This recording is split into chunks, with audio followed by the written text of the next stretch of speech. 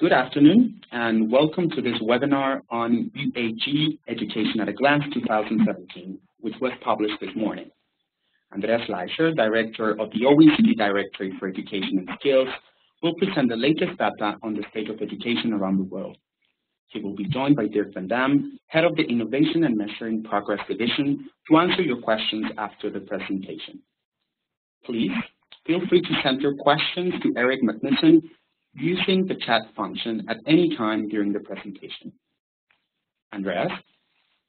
Thanks so much, Rodriguez, and thanks so much all to you for your interest in our latest publication on education at a glance.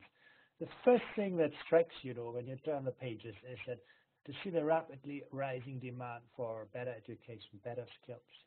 I'm in London today, and England was the first country that postulated in the early 2000s that every second person should get a higher education degree. If you look at the picture today, it's actually become a reality, not just in the UK, but in much of the industrialized world. You can see the orange bar shows you the share of 25 to 34-year-olds who have attained a tertiary level of education, and you can see it's pretty close to 50% in much of the countries.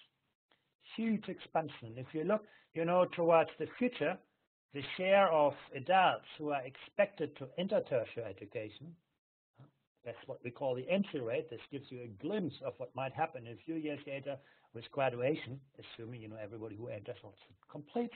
And you can see in most countries we are now sort of way above the 50% threshold.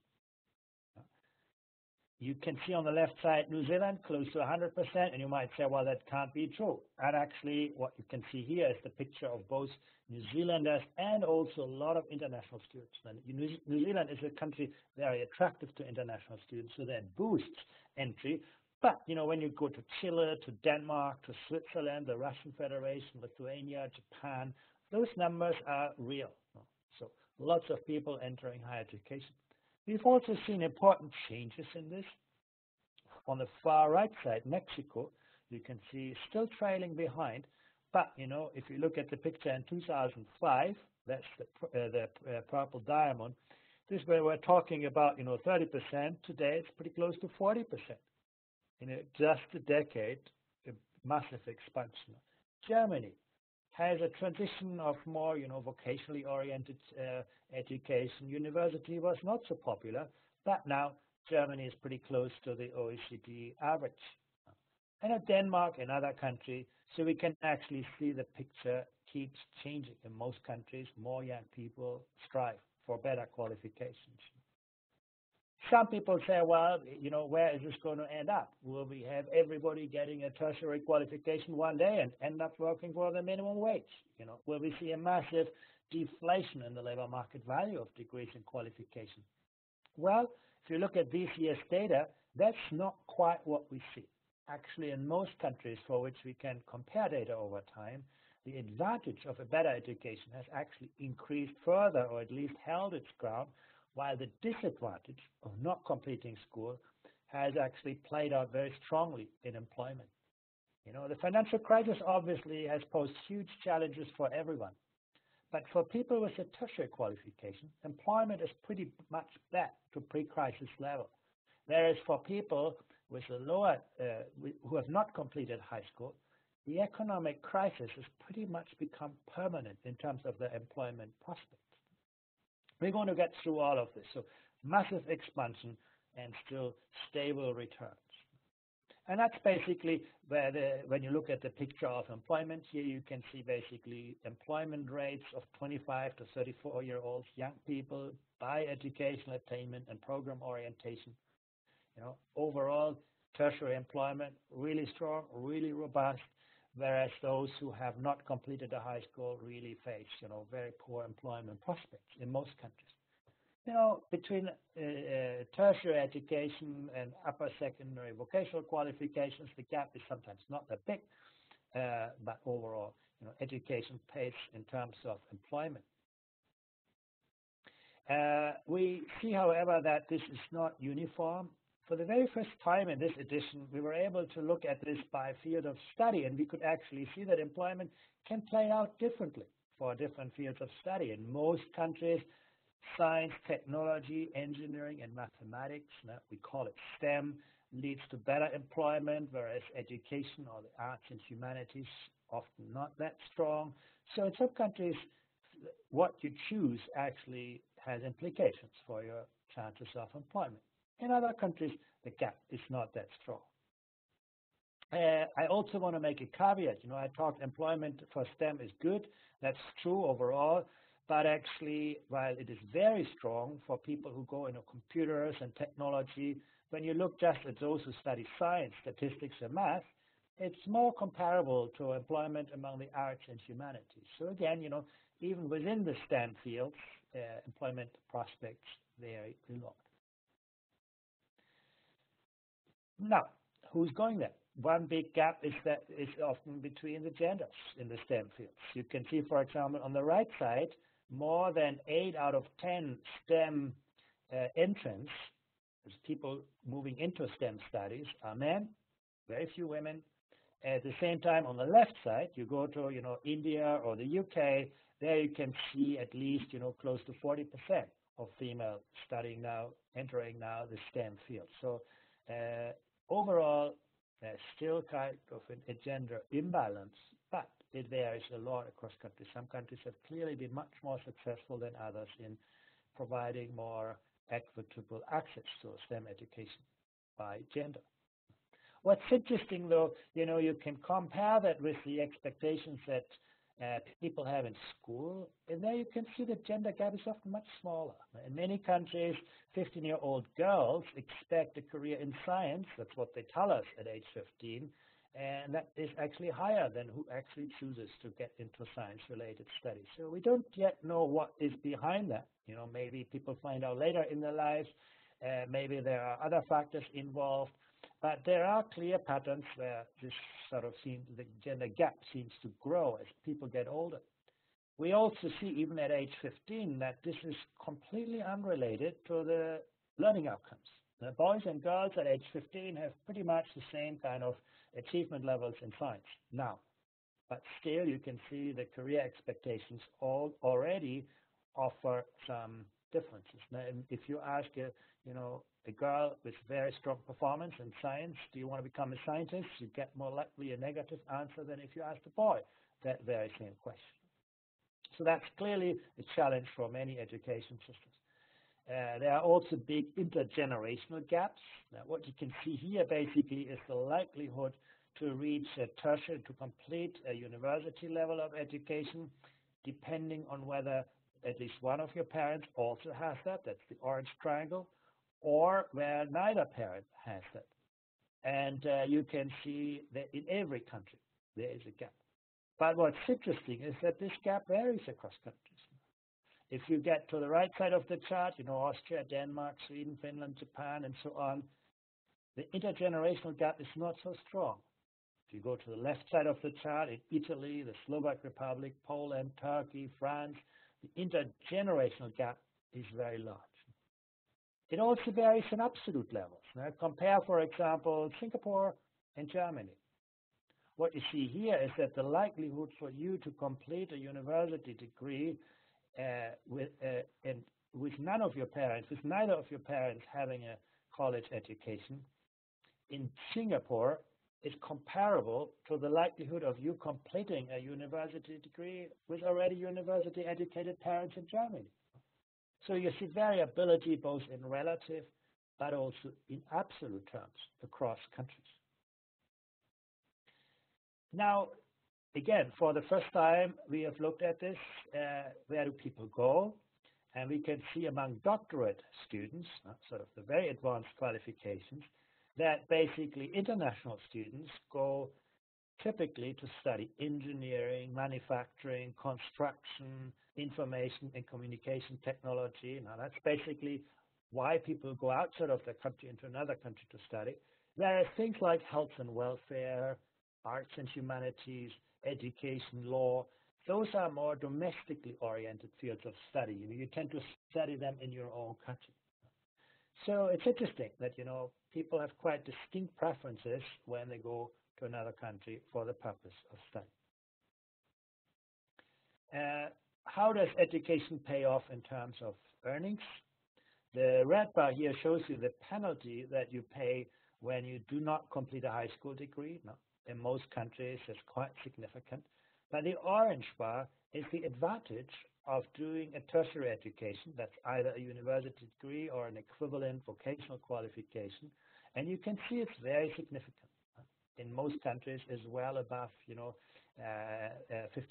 advantage. In some countries, it's actually be significantly higher than this. So in all countries, the earnings return for graduates, tertiary graduates, is high. Now, there is an expansion of higher education. There are strong and maybe growing rewards associated with this. And you can see that, as you would expect, also reflected in the resources. What's interesting, though, it's not only that money in higher education and tertiary education is increased, but that it's often increased faster than enrollment. Have a look at the data here. The blue bar shows you the change in expenditure. Now, for example, in Turkey, there has been an increase in spending between 2010 and 14 by 130%. In Estonia by 40%. Very significant increases in spending. And part of this is related to student numbers. In the case of Turkey, student numbers rise by 50%, spending rises by 130%, so there's a lot more money now available per student from a low base. In the case of Estonia, money increased by 40%, student numbers actually declined because of the student demography in Estonia. And so spending per student has also risen very sharply.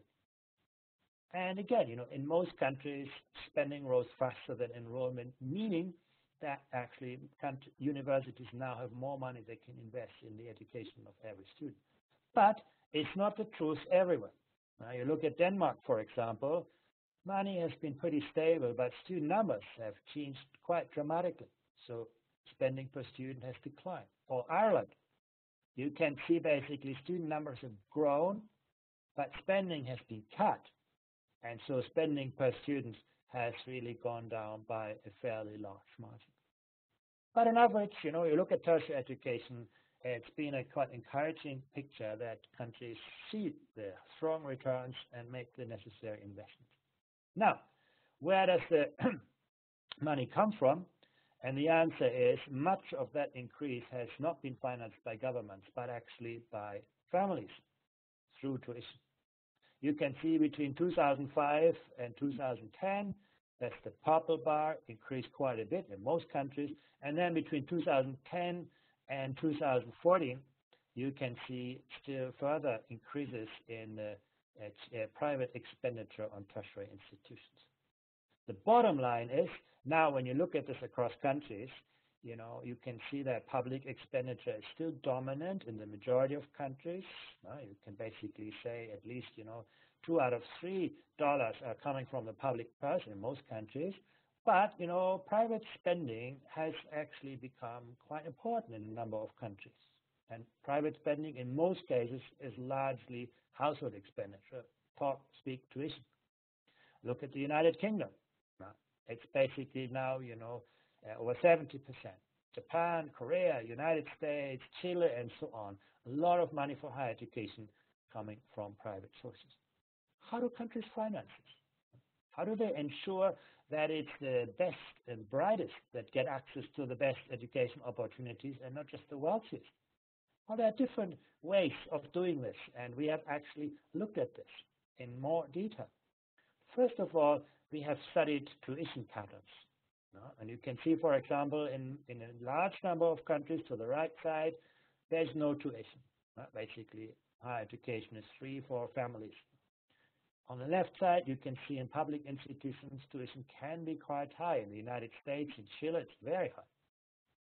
When you look at private institutions, tuition tends to be even larger. The case of the United States is over $20,000 in purchasing power parities. Now, I would need a second screen here to actually show that high level of tuition.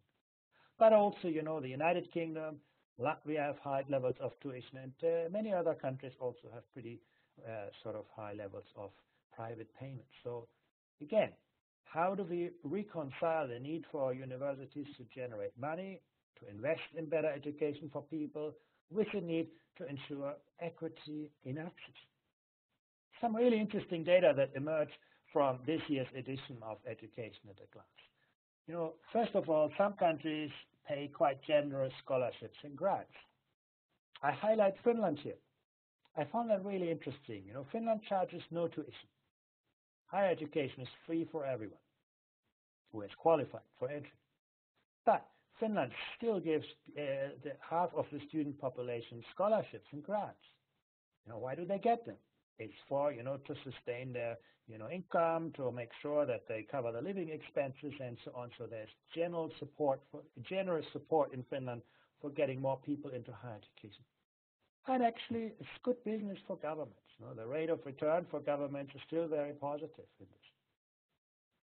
You have countries like England, which actually here you can see 9 out of 10 students get public loans that are income contingent. And that's a very important feature of the British loan system. Everybody gets a loan who wants from the government, but you only pay that loan back when you earn a good salary later in your life. The importance of that is that it's basically giving people risk-free access to the money. And it has really worked well. It helped the UK expand higher education, maintain quality, maintain spending levels, and maintain equity. In fact, the most encouraging feature there is that the rise in participation among low-income groups has been stronger in the UK than elsewhere that we have seen. Now, countries like Norway are interesting too. Norway also belongs to the countries where there is no tuition. And still, the government is quite generous in offering people loans or even scholarships. And the reason is, like in Finland, they want as many people as they can get to higher education, and supporting them with the income. They recuperate that money later on by having a steeply progressive tax system. So once you earn a lot, you're going to pay back to society, and that's basically financing the system. And then you have countries, in orange where there is nothing. In the case, Switzerland is a case here because, there is no tuition. So in a sense, you can say, why should students get supported? If you look at countries like Chile, different story. Chile or Japan or Korea, there are high costs for individuals, a lot of tuition, relatively poorly developed loans and grant systems. So actually, education ends up very much on the shoulders of families. In a nutshell, what we can see from all of this is that it's not necessarily, bad to finance higher education through private sources. But if you do so, you really need to pay attention that you have the right combination of income contingent loans and means-tested grants that ensure that education, the best education opportunities, go to the brightest and not the wealthiest. Now, is it worth it? We studied that also. Here you see basically for a man the benefits, the better earnings you get in blue, and the costs in orange. And the costs include, tuition, but they also include the costs of going to university in terms of what you could have earned while you study. We call that foregone earnings. And actually, in most countries, that's the dominant cost. Now, the big cost that you incur when you go to university is not the tuition you pay, but mainly that you don't earn what you could have earned if you had not studied. But the point I really want to make is that in most countries, the blue bar is so much longer than the orange bar. Look at the United States. I talked about high levels of tuition and Apache loan and grant system, and still, it works out so well. The benefits for an individual get close to $600,000 over a working life, where the cost is only $100,000. Well, the point I just want to add here that this is an average. And the rates of return can be hugely variable, depending on the field of study that you choose, whether you're lucky to get a job, on your social context. There are many factors influencing this. And that's, again, why governments need to take care that, if the average would incur to everyone, you could argue, well, you just give them commercial loans and everything is going to work out fine. But since the rate of return is variable, you need to take care that you manage those risks. Now, this is for men. If you look at the same thing for women, you can see the costs are the same. That's clear. The returns tend to be lower, in some countries a lot lower. And the answer to that is basically, field of study. You've seen before, the returns can vary by field of study, but we're also seeing differences in the incidence of part-time work, and so on. So there are various factors that influence. Now, that's what happens to people. We've also looked at how this works out for taxpayers. That's an interesting question. When you ask yourself, how much money should taxpayers invest in higher education? One, question you can ask is, what are they getting back? And the blue bar shows you what taxpayers get back. The orange bar shows you what taxpayers pay. And again, you can see in all countries, the blue bars are larger than the orange bars. So actually, governments make a lot of money out of higher education graduates. You look to the United States, you make about a $300,000 profit from every university graduate. On an average across countries, it's still about $200,000. So there's actually every reason, not just for individuals, to invest in their education by the time they spend and maybe tuition they pay, but also there's every reason for governments to finance the continued expansion of tertiary education. Now, again, this is not just academic studies, it's largely academic studies. This also includes, high-end vocational qualifications, and that's something I think to bear in mind. A couple of words on internationalization. You can see on this picture how, the number of students who go abroad for the purpose of study has actually significantly increased in the 90s, and since then it's stabilized, slightly below the 5 million mark. That's the number of people, who go into another study to study new things, learn new things.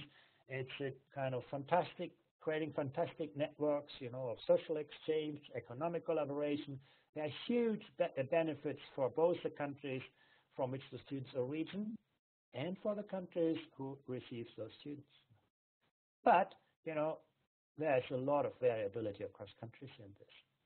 On the horizontal axis of this chart, you see the student outflow, basically the share of students who go abroad for the purpose of study. Luxembourg, almost a quarter of students, but also the Slovak Republic, Lithuania, Estonia, Ireland, Latvia, Norway, and so on. Those are countries where students are very outward-oriented. They use international studies to enrich their experiences.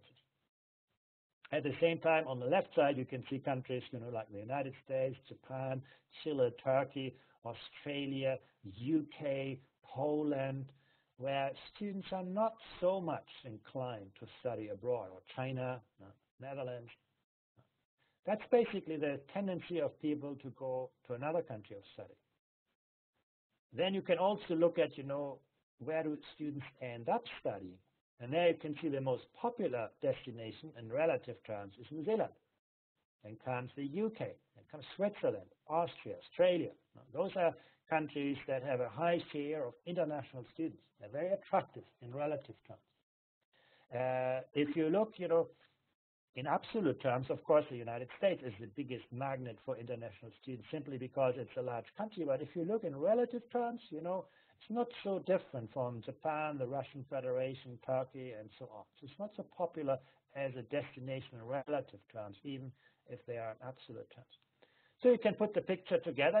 Some countries like Switzerland, Austria, France, Germany, Sweden, and some have quite balanced picture in terms of a reasonable share of people going out of the country and a reasonable share of people coming into the country. In other countries, that is more imbalanced. UK, New Zealand, very popular for people to get in, but not so many go out. Or you can see Slovak Republic, Lithuania, Estonia, lots of people going out, not so many people going into these countries. In some countries, in the Slovak Republic, Lithuania, you can explain that by language. That would be sort of not something so obvious to go to those places to study. In other countries, it's explained by other factors. There are also differences in the, regional balance. Students from Asia tend to go to the United States or the English-speaking world. In Europe, you have a lot of in-Europe mobility and so on. So there are lots of interesting patterns for which we collect comparative data. Now, this was a great story. This showed a tremendous success of our societies to give more people higher levels of education. But there are also still in some countries a share of people who are left behind. Here I look at the share of people who enter upper secondary education who also complete those studies successfully. And again, upper secondary education really has become the entrance ticket to the knowledge economy. Those who do not get that kind of qualification tend to pay a huge price. And, some people say, well, not everybody completes on time, so give them some. This year, we did something. We added 2 years. We basically looked who's completing at least 2 years after their studies. And you can see in some countries, graduation goes up, but you look at countries like, for example, in Europe, England or Portugal, they still have a sizable share of people who will never graduate. Brazil and South America. So this is a kind of worrying minority that do not get the kind of opportunities they will require to be successful in these days. We can see that is actually often true for those who don't have well-educated parents. You can really see how the upper secondary completion rate gets a lot lower for students from disadvantaged families. You look here at Sweden, Norway, Finland, the Flemish community, Belgium, France, and so on. A big differentials by parental background. We also see big differentials by immigration background. The children of immigrants often have lower levels of school completion. So these are important factors, and it's actually something where our societies lose potential, certainly in the labor market. In fact, I already said that in many countries the employment benefits of higher education keep rising and have overcome the difficulties of the financial crisis. It's not true for those who have not completed a high school degree. In most countries, things look worse in 2016. That's the brown square than they did in 2005, where the dots employment rates are higher. So actually, you can see really that our societies in the industrialized world leave people less and less space, people with lower qualifications for successful employment and certainly earnings. Couple of words on the transition from school to work. It's not always completely smooth. You have some countries, I highlight Turkey, to some extent Israel, where you can see the share of people who are not in education and not in employment has declined. That's good news. At least, they do either employment or education. When you look at Spain and Italy, it has worsened. There are now more people who are not in education and not in employment than was the case in 2005. So overall, modest improvement, but still a number of countries where you need to really worry about that. I'm going to skip that because I want to sort of put a bit of emphasis on financial investment in basic skills. We have seen that in many countries, more money is being invested in education, and you can see spending levels. If you count money spent from, the beginning of primary to the end of tertiary education, in many countries, we're talking about, $125,000, $30,000 per student. In some countries, it's a lot higher than that. So these are significant amounts of money. And we can also see that in many countries that share keeps increasing. Between 2010 and 2014, the majority of countries has seen rises in expenditure in education, and often those rises have been much larger than the increases in student numbers. Look at Turkey, look at Israel, look at the United Kingdom. Now, those are countries which have significantly increased their investment, and not all of that was eaten up by increases in student numbers. But there are also other countries, Ireland and Spain, where student numbers have actually increased and spending has been cut. So leaving spending per student a lot worse off than was the case in 2010. So that's very important. Another way to look at this is by looking at educational investment in relation to economic development. The purple bar shows you the increases in public expenditure on education, what the public purse invests. The light blue bar shows you the change in size of the economy. And you can see again, countries like Turkey or Korea or the Slovak Republic where, a lot more money is being invested in education. In part, this is explained by, also increases in GDP, but not all. In a way, you can say these countries have, increased their expenditure on education faster than the economies have grown. But you can also see the opposite picture in some countries. If you look to Spain or Italy, you can see that actually spending was cut faster than the economy shrunk in the financial crisis. Or the United States. You look between 2008 and 2014, actually the economy grew. It had a slump, but then it grew again. But spending on education has been cut. Basically, the money that was cut during the financial crisis has not yet been sort of leveled up to the level it was before. Again, so you can see the share of public expenditure on education as a percentage of GDP, therefore decline. Now, success is not just about how much you invest in education, but also very much about how you invest in education. We can see huge differences here. The first thing that we see that in most countries, actually, teachers are not as well paid as what you would expect from the pay for people with tertiary qualifications. People who are similarly well educated as teachers typically earn more than teachers in not all of the countries, but in most of them. And we have seen basically how salaries have, increased up to the financial crisis. Then you see a sharp dip, and now they're slowly recovering in most countries. Class size is another way how you can invest money.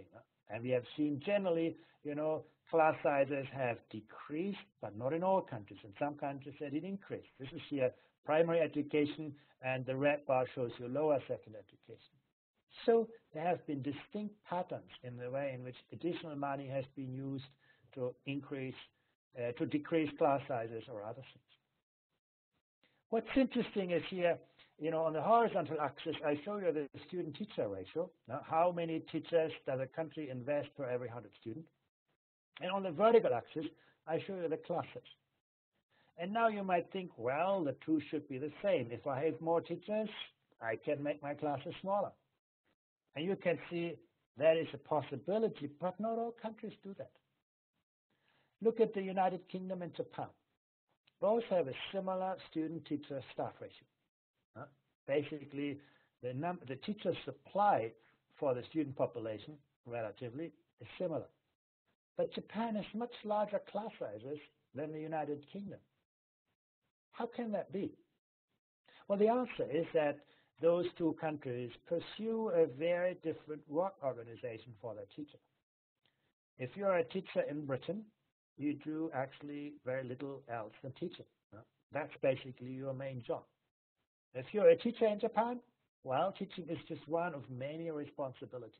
Japanese teachers spend a lot of time to also work with individual students, with their parents. They frame lesson planning together. They observe each other's classes. They evaluate lessons. They have many, many responsibilities. There's a much more holistic approach to teaching and learning than in the case of Britain. So two countries spending the same amount of resources, but spending it very, very differently. That's very important to keep in mind, And as you can see here, the smaller class sizes in the United Kingdom have come at a price. Namely, that teachers have much less time to do other things than teaching. Instruction time is another way how you can spend money. If you want to have your students studying longer, it's going to cost you more money.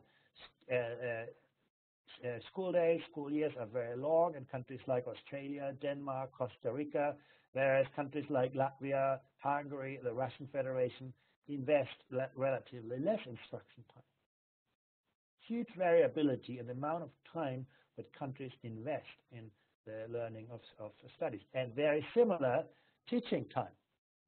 If you're a teacher in Costa Rica, Colombia, Chile, Switzerland, Mexico, the US, Scotland, England, and so on, you teach a lot of hours. If you're a teacher in the Russian Federation, Poland, Turkey, Greece, Korea, and so on, you teach relatively less. So what you could really see is that countries make very different choices in the way they spend their money. And of course, you can put all of that together, and then you can see basically how this works overall. This chart is a bit complicated, but quite instructive. Basically, what I'm showing you here is where costs are higher for something, the bars go up. Where a country saves money, the costs are going to go down. So, for example, the blue bar is looking at salaries. Where the blue bar goes up, the country invests more in teacher salaries. Where the blue bar goes down, countries is paying its teachers less well, in relative terms and also relative to GDP per capita. But salaries is just one cost component. As I already said, instruction time is another cost component. Where the orange bar goes up, students learn for more hours. It costs more money. Where the orange bar goes down, there are fewer instruction hours. You can also see teaching time. Where the green bar goes up, the system is more costly because teachers spend less time in the classroom teaching. Where the green bar goes down, you can see actually countries try to squeeze all the time of teachers into teaching, so teachers have less time for other things, but that reduces costs. And then class size. Where the red bar goes up, classes are small, that drives costs up. Where the red bar goes down, classes are large, and that helps to contain costs. Have a look at some of the countries in the middle. Take, for example, Japan and Korea. They are average spenders. The purple dot is basically the sum of all of that in the middle. And you can see in both Japan and Korea, the red bar goes down. Basically, they have large classes. You saw that already in the pictures before. That's how they save money. And that allows them to actually invest in giving their teachers a lot of time for other things than teaching. Now, that's the green bar, pushing costs up. Salaries are not great, but they are good. The blue bar goes slightly up. And the orange bar, instruction time, is sort of a little bit below the OECD average. You compare that with Greece. Greece spends, relative to its GDP per capita, about the same as Japan and Korea. But what you can see here is the red bar is pushing up. That's why Greece has very small classes. That's making the system very costly. Teachers spend little of their time actually teaching. That's the green bar, pushing costs up. But also Greece can spend its money only once. So actually the price for those choices has been that actually salaries are very poor in Greece. And also instruction time for students is not that great. So you can really see how smaller classes in Greece have come at a very high price for the learning outcomes of children. And the United States is another interesting example. You can see the green bar is going down. Basically, again, teachers have little time for other things than teaching, very different from the case of Japan or Korea. And what's driving costs up is money spent on other things. The point I want to make here is that countries invest their money differently, and how they spend their money has actually much greater implications for the work organization and environment and the learning outcomes than simply how much they spend overall. Very quickly, age and gender distribution. In many countries, the teaching population has been aging. Student numbers have declined. There's been sort of very few career opportunities for teachers outside the profession, and that has meant, in some countries, teachers are getting old, but it's not the case everywhere. In other countries, the teaching population remains quite young, either because the systems are expanding or because there's a lot of upward mobility for teachers. The teaching population, particularly among lower grades, is also highly female-dominated. You can see that here in primary education, a little bit less in secondary education. In universities, it's still, in most countries, the other way around. Very, very important point. Sort of we have a big gender imbalance in the composition of the teaching force. Last point to make is about, lifelong learning. You can see it's still not a reality for the majority of people, but actually those numbers keep increasing. And it's very strong in a country like New Zealand, Finland, Denmark, Sweden, Norway, the Nordic countries, but also the Netherlands, United States.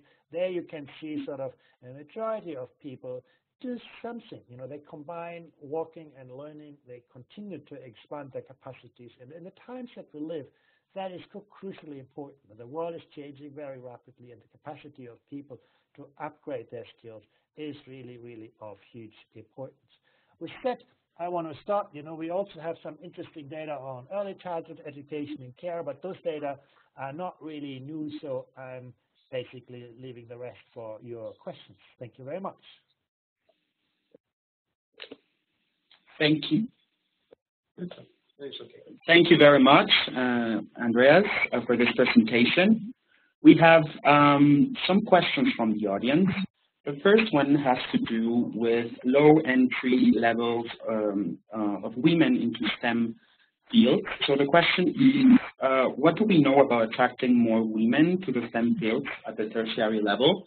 And a follow-up is the OECD is planning for studies to look into the reasons or what to do about it. Yeah, it's a very interesting question. The pattern that we see for university entrance is actually a pattern that we can see much earlier in the lives of people.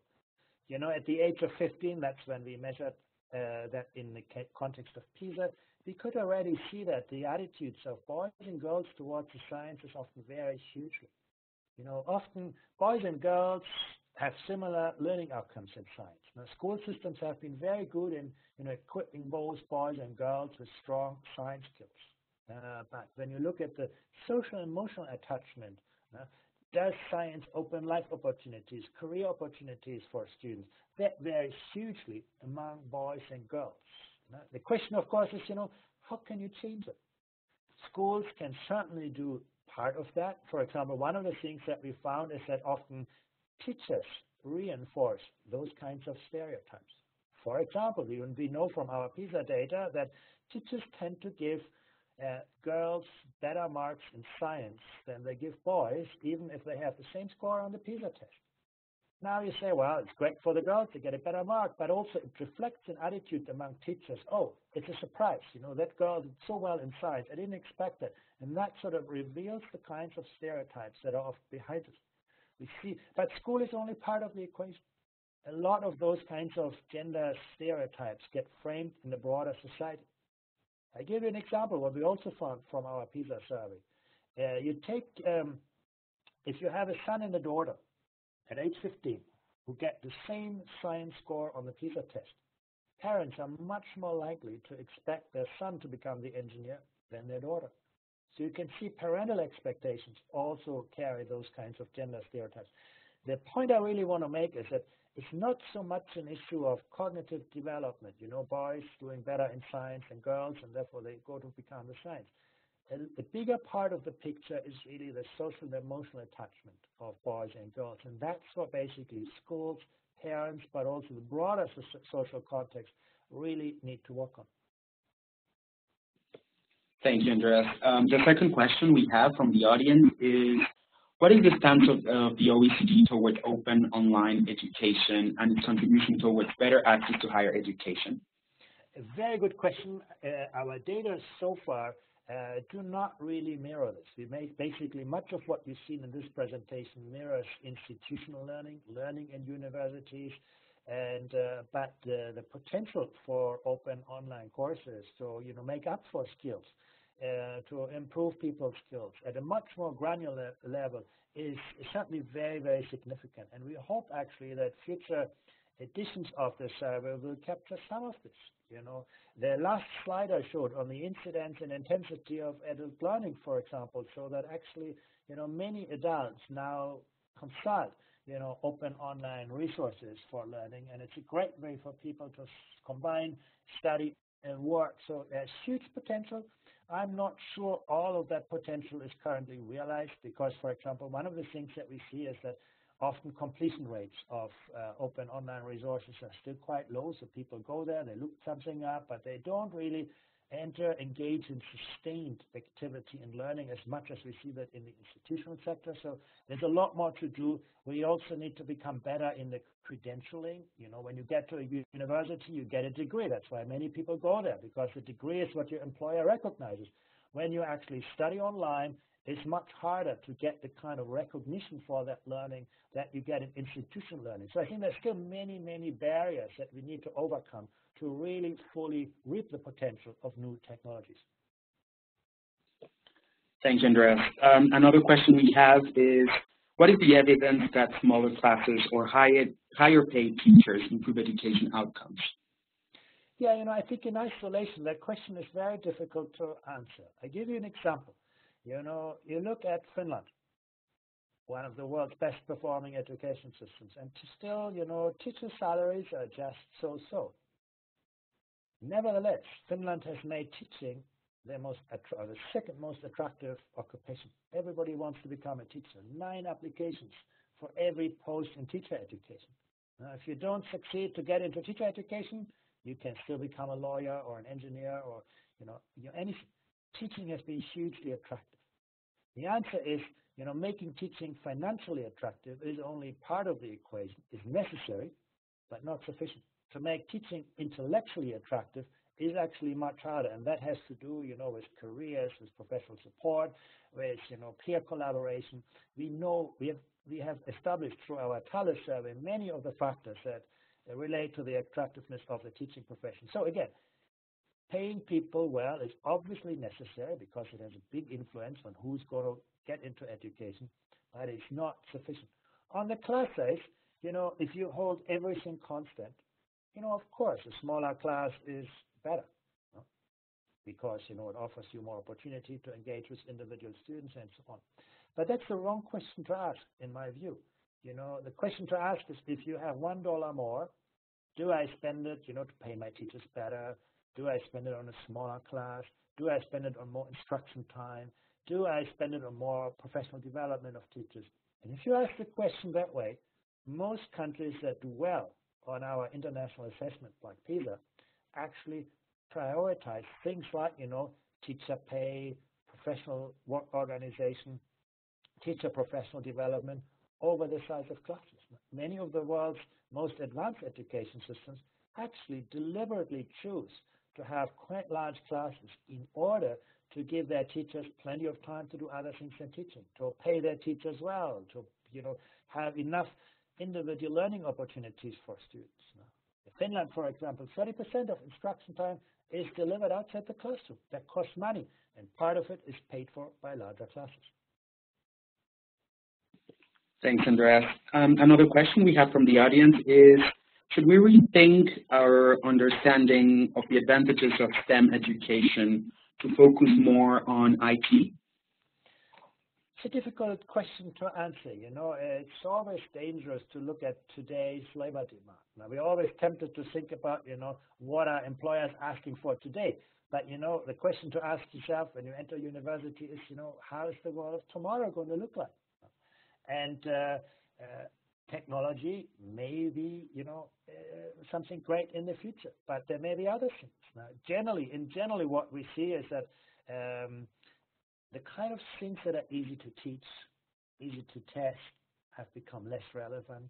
Routine cognitive knowledge has declined in relevance. The skills that are rising in importance often include, character qualities, resilience, curiosity, courage, leadership, those kinds of aspects, and you may get them when you go into IT, you may get them when you go to the humanities. So I think it's a very, very difficult question that we should ask ourselves. The answer may be very different in the short term from the long term. The next question has to do with teacher preparation. The question says, here in the United States, some individuals can become teachers with as little as 2 weeks of studying and earn their certificate while teaching as a teacher of record. What do we know about the trends in teaching preparation across the world? Yeah, we are just in the process of studying this at the OECD. We have not yet completed the study. But I want to make one point where I think we have already, quite a robust evidence base, and that is we often attribute too much importance of how people have become teachers and too little importance to how we support their continued professional development. When we actually surveyed teachers, for example, and we found that where there is a high degree of professional collaboration in the teaching profession, when there's a lot of emphasis on, collaborative professional development and teacher support, teacher self-efficacy was often stronger. also teacher job satisfaction was often stronger. So I think, I'm not so concerned about how people do become a teacher. Of course, that is very, very important that, they know their subjects well, that they're a great expert in the subject they teach, that they know have good pedagogical base, and all of those things. They're very, very important. But I do think, that matter a lot less than the kind of work organization and support that we provide for teachers while in the workforce. You look at the United States, for example, you have an organization like Teach for America, and some of those teachers are very, very successful. They have actually a more limited initial teacher preparation because they studied something else, but they get a lot of professional support. So I would be less harsh in judging the initial professional development of teachers and really look at, what opportunities do countries give their teachers to grow in their professional careers. Thanks, Andreas. Next question would be talking about internationalization. Would you say that regional exchange programs or mobility programs should be enhanced between the countries and especially developing countries? Absolutely. I think it's a great way to enhance, knowledge, to enhance cultural exchange, to facilitate, and some of those benefits to both the sending countries and the receiving countries are permanent. When you've studied in another country, that country, you may facilitate business contacts, and there's a lot of good data showing actually that this is a hugely beneficial, international mobility is something that is hugely beneficial for both the countries who send the students and those who do receive them. We call it brain circulation. It's a great thing for people, and anything governments can do to incentivize students to do that is generally positive. Some countries are trying very hard. A country like Japan currently is trying everything it can to get more of its students to study in other countries. It has a hard time with this because universities in Japan are not very good in recognizing foreign experiences. Now, that's something that I think it's not just a matter of, facilitating international exchange. It's also about, encouraging and incentivizing your universities to make sure that when somebody has actually gone abroad and comes back with a new skill set, that we recognize and value and incorporate this in credentials. So I think it's a lot to do on many fronts, but overall, I think it's a good thing. So unfortunately, we're running out of time, so I will proceed to the last questions, maybe one or two. This has to do with financing education. There are big increases in funding, particularly at the tertiary level. Why is that, and what value does this create? Well, you've seen that there is, first of all, a rise in participation, so more people are entering higher education that requires money. But we've also seen that, the benefits of that for both people and taxpayers is very robust and strong and growing. So in many countries growing. So I think there's a very good reason for both individuals and governments to, make stronger investment in their skills. Skills are the currency in the modern society. And it's something, that has also a huge economic payoff. Thank you. And for the last question, which countries have the most success in achieving more equal outcomes, and how do they achieve this? Good question. It depends very much on the level of education. In general, you can see that education tends to be more equitable in Asian countries like Japan, like Korea, like China, and we see greater disparities in countries in the Western world, United States, France, Germany. There are sort of big differences in the degree to which education is becoming an equalizer.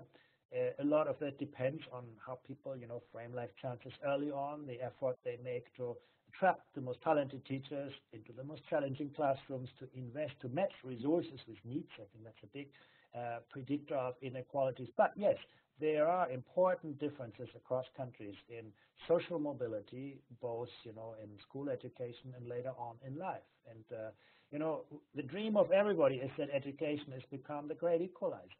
If you come from a disadvantaged background, or if you come from a wealthy family, put it like this, you have many open doors in life.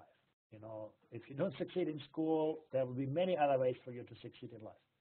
But if you come from a poor family, you have only one chance in life, and that is a good schooling. You miss that boat, they're not going to get a second chance. So actually, the kind of educational opportunities that we provide are a huge determinant of equity. But there are broader social factors. You know, school cannot solve all social differences. It can mediate social disadvantage, but often not resolve it. So there are other social factors that play a very, very important role in this as well. Well, thank you very much, Andreas, for your presentation and responses. I would also like to thank the participants for their interest in the OECD's work on education. We invite you to visit the Education at a Glance website at the bit.ly link bit.ly/EAG 2017, where you will find the reports, data visualizations, notes by country, and many tools to compare national statistics measuring the state of education. This webinar has been recorded and will be available in a couple of days in our broader website at www.oecd.org/edu. Don't forget to join the conversation on Twitter using the hashtag OECDEAG, and please send us your questions to edu.contact@oecd.org. Well, thank you very much.